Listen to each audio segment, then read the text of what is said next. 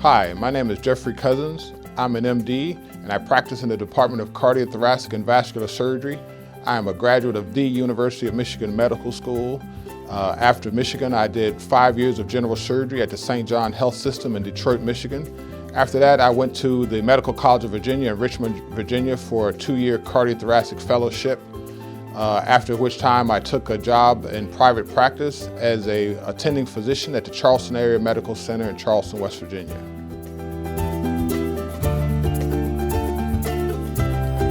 As a youngster, I was what my parents called a late baby. By the time I was born, my father was 50 and my mother was 46, and I was her 11th child, during which time she developed gestational diabetes. My father had been an underground coal miner for 35 years, so he had black lung, pneumoconiosis, and heart disease. So I spent a lot of my early years in medical facilities looking after my parents. And it was at that time the field of medicine was very attractive to me.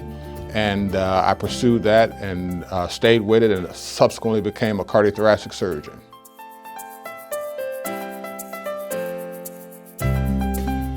A common misconception about my area of practice is that people often confuse us with cardiologists. However, we are cardiothoracic surgeons. And what happens is after medical school, our training diverges quite a bit. A cardiologist will go into an internal medicine residency and subsequently follow that up with a cardiac fellowship. As a cardiothoracic surgeon, after medical school, I go into general surgery residency and subsequently into cardiothoracic surgery fellowship to learn how to do heart surgery.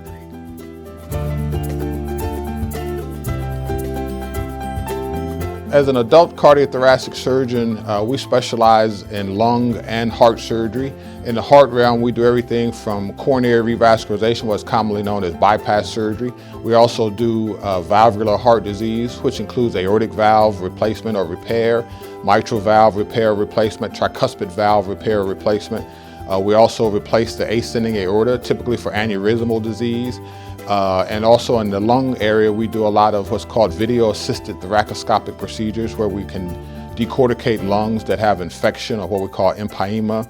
We also do surgery for lung cancer where we often remove parts or completely remove the lung depending on what the disease process may be.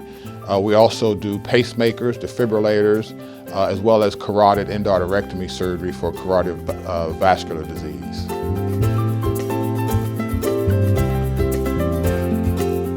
Exercise is very important. And when I say exercise, I don't mean that you have to go to the gym 4 or 5 times a week and lift metal over your head or anything along that line. A good brisk walk, of course after the approval of your primary care physician, to get out and take a good brisk walk a few times a day, get your heart rate up, get your respiratory rate up some, do a little bit of sweating, and that will put you in good stead along your way to getting cardiovascular disease under control.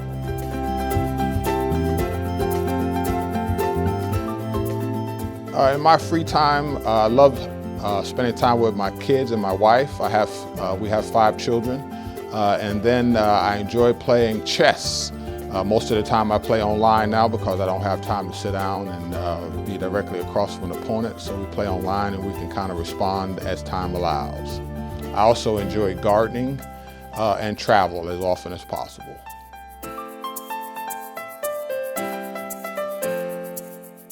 The only reason we're here is for the patients.